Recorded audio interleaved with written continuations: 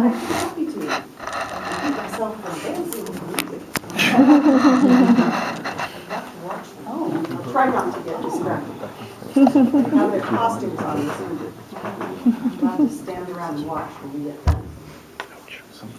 Excellent job. I thoroughly enjoyed it. The things that you talked about that you wanted to accomplish, to appeal to the challenges the audiences might be having, particularly around feelings of fear or intimidation. The stories you shared went right to the heart of that. Your stories about learning to sew took me back to when I learned to sew, and I'm sure that your audience is going to have that same reaction. You were somebody they could relate to because they've been there, making them with aprons. I had a similar dress that I did for a project at school. It was as stiff as a board.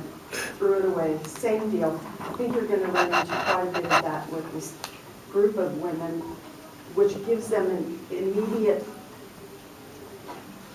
connection with you. Yes, that the intimidation factor that you were concerned about, I didn't feel that at all.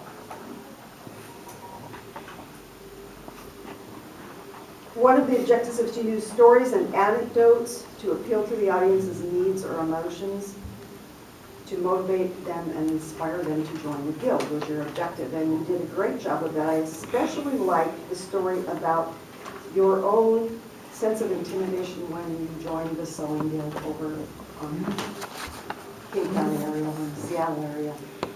It took away their argument of, yeah, but she doesn't understand where I am skill level wise.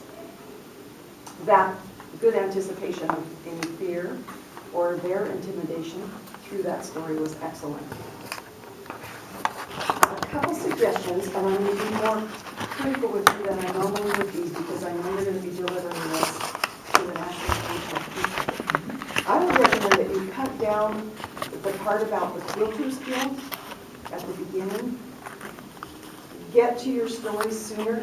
You could use a little bit of that, and how many of you went to the quilter show, and isn't it great they have such a great quilters guild here in Wenatchee? That's what we want for our sewers.